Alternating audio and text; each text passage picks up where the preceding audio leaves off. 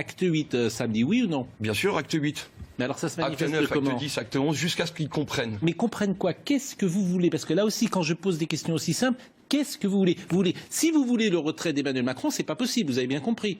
D'ailleurs, vous n'êtes pas en situation de le demander. Pardonnez-moi de le dire comme ça non plus. C'est-à-dire qu'on n'est pas en Ben, situation. il y a eu une élection il y a 18 mois. Je veux dire, vous êtes qui pour demander que le président de la République se destitue? Moi, je m'appelle Jérôme Rodriguez et je suis pas satisfait de son travail. Et quand un patron n'est pas satisfait de mon travail, il me dégage. Mais ça se passe pas comme ça. Vous vous Mais ça rendez se passe bien pas compte comme que ça. ce À un type moment d'argument n'a pas de sens. Mais Il cet faut quand même que argument, des gens sur un plateau vous disent que vous dites n'importe quoi. Parce que si personne ne vous dit... Parce que, précisément là-dessus... On ne dit pas n'importe quoi. Si vous attendez qu'Emmanuel Macron démissionne, je suis désolé. ça n'a pas de sens. Aujourd'hui, les Français font face à une situation que M. Macron n'entend pas. Aujourd'hui, les Français font face à une situation que les Français... que M. Macron n'entend pas. Ok. Aujourd'hui, le principal personne qui nomme Macron, c'est nous. On n'est pas content de son travail. Donc on doit se le farcir jusqu'à 5 ans. Vous n'avez pas le monopole. Je n'ai pas le monopole du peuple. Vous n'avez pas. Je n'ai pas le je veux monopole savoir du ce que peuple. vous voulez. Qu'est-ce que vous voulez? Ça m'intéresse. Aujourd'hui, je veux moi, à mon titre personnel, et je pense à l'idée de beaucoup de jaunes, qu'on remette un petit peu l'humain au cœur du problème. D'accord? Qu'on arrête de nous prendre pour un prix. Qu'on arrête de nous prendre pour un financier. Alors on est d'accord avec vous. Mais on est d'accord. Je finis, monsieur Mais Pro. concrètement. Qu'on arrête de nous prendre pour des taxes. D'accord? Déjà, ce serait déjà pas mal. Qu'on remette un petit peu l'humain au cœur des choses. Que ce soit à l'échelle française, européenne ou mondiale. Mais ça s'entend. D'accord? Bien sûr que ça s'entend. Mais quand Éric Drouet dit je veux foncer dans l'Élysée et je veux rentrer dedans, ça c'est autre chose. Arrêtez avec cette histoire de foncer. C'est pas arrêter, Mais c'est ce qu'il a dit. écoutez-moi, moi aussi j'ai envie d'aller à l'Élysée.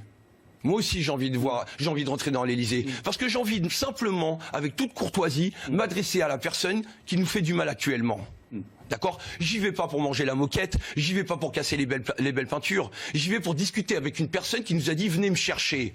En tout cas, le débat, voilà, j'ai pas Je dis simplement du débat dans cette émission. Véronique Jacquier. Oui, il y a quelque chose. Et alors, d'abord, est-ce que vous êtes vous-même, comment dire, parce que pour que les gens qui nous écoutent comprennent, est-ce que vous estimez comme un leader de Gilets jaunes, un représentant? Est-ce que vous représentez un témoin acteur? Mais est-ce que vous êtes une communauté? Je suis témoin depuis. Ou est-ce que vous êtes tout seul? Je suis témoin depuis 40 ans de cette situation en France. Je vais vous dire un truc, Monsieur Pro, que j'ai dit sur un autre votre plateau, si vous m'interrompez pas, d'accord? J'ai 40 ans, 79, génération sacrifiée et polluée. On s'est pris Tchernobyl, biberon au bisphénol, joué au phtalate. Je finis, Monsieur Pro, Monsieur Pro, je finis, Monsieur Pro, je finis. Mais non, mais c'est n'importe quoi. Tchernobyl en France, arrêtez de dire n'importe quoi. Ah, vous aussi, vous croyez que le nuage a fait le tour? C'est n'importe quoi. Le nuage a fait le tour. Mais arrêtez, vous avez des conséquences de Tchernobyl dans votre santé. Génération polluée, quoi qu'il Mais arrêtez, c'est n'importe quoi. C'est vous qui dites que c'est n'importe quoi. Mais non, parce que c'est n'importe quoi. Vous êtes génération sacrifiée. Oui, on est une génération sacrifiée. On est obligé d'entamer le dialogue avec vous. On est une génération sacrifiée, que vous le voulez, et polluée. Et je veux pas de ça pour mes enfants derrière. Moi, c'est perdu.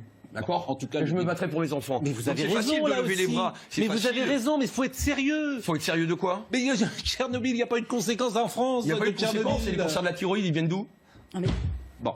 Moi, enfin, je sais pas. C'est marrant, vous répondez pas. Vous retournez directement. Mais est-ce que vous avez sur ce plateau des éléments de preuve de ce que vous venez d'avancer? Est-ce que vous avez des études ou autrement? Mais non. La facilité, il faut que j'en ai des études. Bien sûr. Oubliez, Monsieur Pro. Si vous avez des éléments, dites-les nous. C'est vous qui faites venir les spécialistes.